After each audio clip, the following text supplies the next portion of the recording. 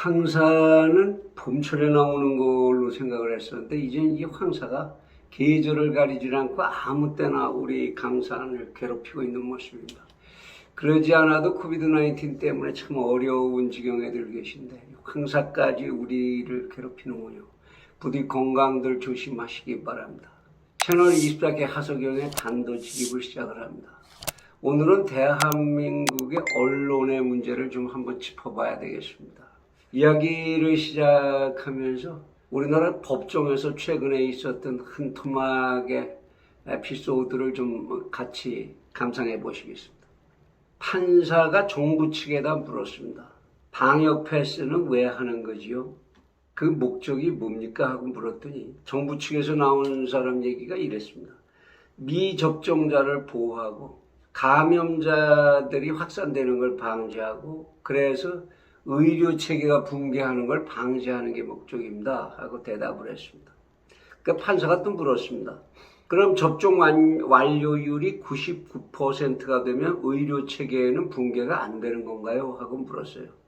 그랬더니 정부 측 인사 답변이 걸작입니다. 그렇지는 않습니다. 예방접종만으로는 의료 체계 붕괴를 막을 수는 없습니다. 그러니까 판사가 또 당연히 물었겠죠. 그럼 방역 패스는 왜 하는 거죠? 그랬더니 정부 측 인사 답변이 도돌이표입니다. 의료 체계 붕괴를 막기 위해서입니다. 방역 패스 목표가 의료 체계 붕괴를 막는 거라면서요. 근데 전 국민이 다 맞아도 붕괴하는 건 막을 수 없다면서요. 그렇습니까? 다시 한번 물었습니다. 그랬더니 정부에서 똑같이 또 그렇습니다. 다 맞아도 의료 체계는 붕괴될 수 있다. 전체적으로 전염이 확산되면 또 붕괴될 수 있다. 이 얘기를 도돌이표로 계속한 거죠. 판사가 한숨을 쉬었다. 이게 이제 신문 기사를 통해서도 그렇고 언론을 통해서 이제 널리 알려진 얘기입니다. 그런데 이 코미디 같은 재판 과정을 지켜보면서 여러분들은 어떤 생각이 나십니까? 저는 이게 바로 백신을 강제 주입하고 방역 패스를 강행하는 이 행정에 무언가 숨겨진 뒷논리가 있다. 이거를 나타내는 장면 아니냐. 이게 쉽게 금방 떠오르더라고요. 아니 법원에 출두한 공무원도 공무원 시험 다 패스하고 이렇게 저렇게 해서 참 거기까지 올라간 그런 공무원, 유능한 공무원 중에 한 사람이었겠죠. 근데 자기가 하는 말이 이렇게 말이 안 되는 앞뒤 도돌이표를 하고 있다는 거 그걸 모르겠습니까? 당연히 그럼에도 불구하고 그렇게 말하지 않을 수 없는 그 공무원의 입장, 그 어려움이 뭔가 뒤에 숨어 있다고 보는 게 상식이겠죠. 그렇다면 이러한 장면을 취재한 언론은 그 뒤에, 그 공무원의 뒤에 숨겨진 논리가 뭐냐? 이거를 치열하게 파고 들어야 합니다. 그래야 언론의 본령인 공익적 가치의 실현, 그것으로 가까이 접근할 수 있을 테니까 그래야 하는 게 당연하겠죠. 그렇게 언론이 해줘야 지금 많은 국민들이 참 의심을 가지고 바라보는 야 이거 결국 광화문에 사람들을 못 모이게 하기 위한 그 명분을 만들기 위해서 이렇게 위기의식 계속 몰고 가려니까 방역 패스 같은 거 만들고 이러는 거 아니냐. 그런 국민들이 의심을 많이 가지고 계실 테고 그 의심이 잘된 건지 잘못된 건지 어느 것이 공익적인 것인지 그 판가름을 할 수 있도록 언론이 도와야 할 거 아닙니까? 그런데 그 이외에도 언론의 그런 치열한 모습은 전혀 보이지 않고 있습니다.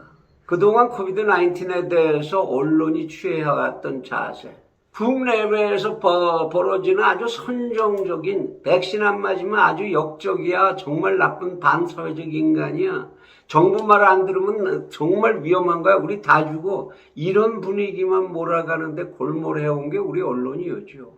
그들에게 있어서 어느 게 공익이냐 어느 게 과학이냐 이걸 파고드는 그런 건 너무나도 어렵고 하고 싶지 않은 아마도 그런 주제였겠죠. 우리나라 근데 언론 어떻습니까? 자신들이 공격당할 때 이 정권에 의해서 자신들이 언론 통제를 받게 됐을 때 그 법안이 국회를 통과한다고 했을 때 얼마나 난리쳤습니까? 국민들 보고 시민사회 보고 도와달라고 얼마나 소리를 질렀고 전 세계를 향해서 난리를 치고 자기들 다 죽는다고 그러면 우리가 죽으면 당신들도 죽는다고 난리를 쳤었죠. 그런데 이 언론이 이렇게 국민들이 정말로 생활의 기본권, 생존의 기본권을 위협받고 있는 이런 상황 속에서는 전혀 오불관원이지요. 그래서 저는 이런 언론을 보면서 이런 생각을 하지 않을 수가 없습니다. 언론이라는 거 저희들이 학교에서 배울 때 사회의 공익을 지키는 공기, 무관의 제왕, 이래갖고 민주주의를 유지하고 완성시키기 위해서 건강한 언론이라는 거 절대적으로 필요한 존재, 이렇게 배웠던 거 아닙니까? 그런데 저는 이런 언론들을 보면서 이제 그런 생각을 합니다. 우리나라 언론이 움직이는 4개의 원칙이 있다.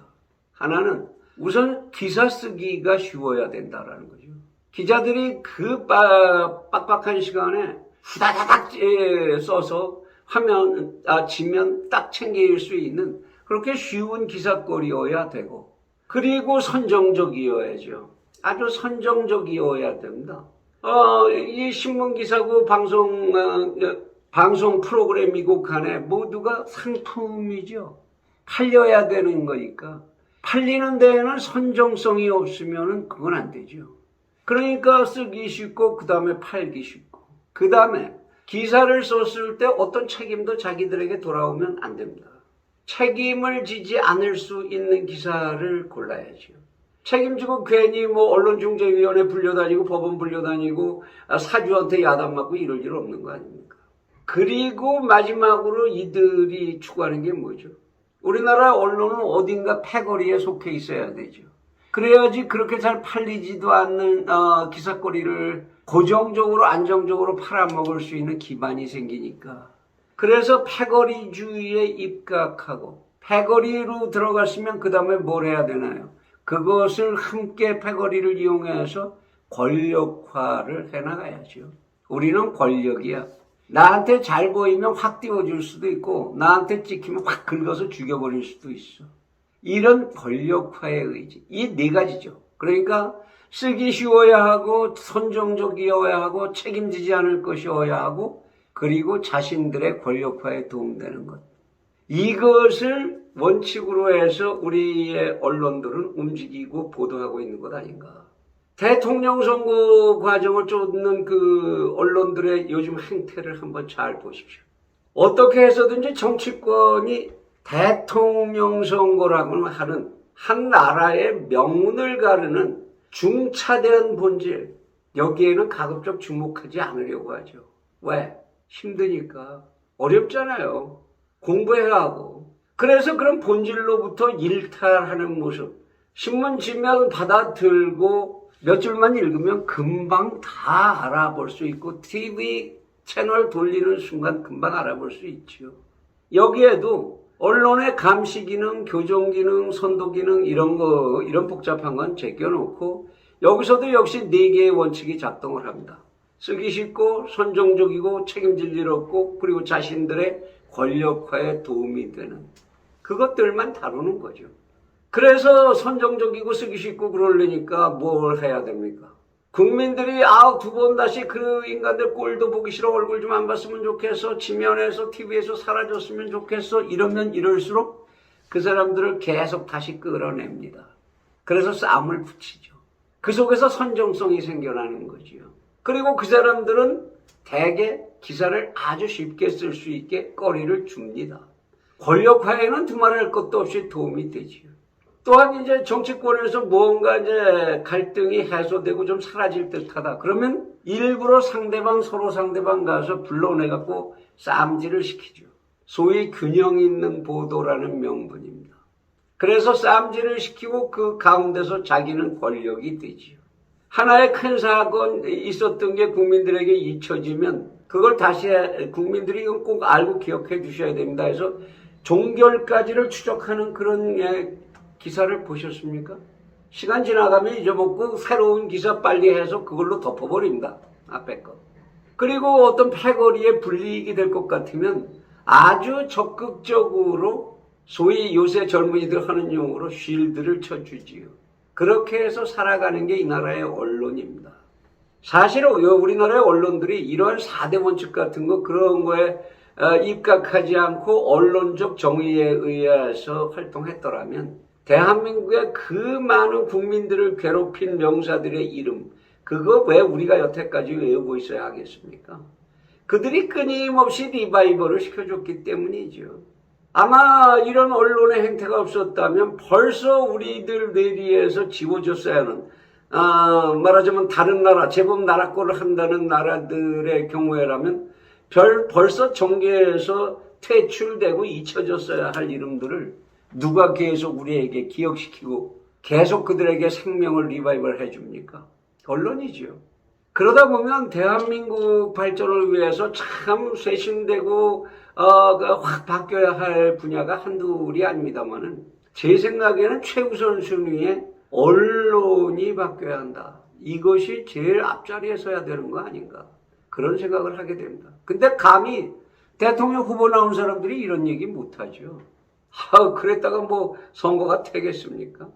그런데 언론이라는 게 결국 뭘 먹고 자라는 이거 참 이렇게까지 말하고 싶지는 않은데 그렇게 말하지 않을 수도 없고 그런 독버섯, 때로는 사회의 독버섯 같은 짓거리들을 하니까 이 언론이 무엇을 먹고 자라냐? 국민들의 영혼을 빨아먹고 자라는 것이요 결국.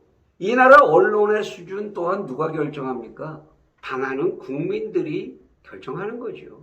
국민들의 식견과 관점, 의식 이것들이 다 결정하는 겁니다. 언론의 수준, 정치의 수준 다 그렇죠. 그러면 이들이 그거 봐 결국은 국민의 문제지 우리 문제 아니잖아 이러고 좋아할까 봐서 그렇게 말을 매듭짓지는 못하겠습니다.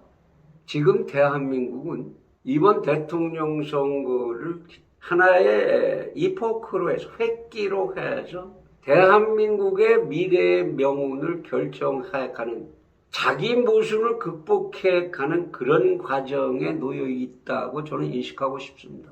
그래서 이 과정에서 우리 국민들이 이참에 언론도 분명히 감시하는 명백한 감시자의 위치로 국민들이 좀 돌아가 줘야 되겠다.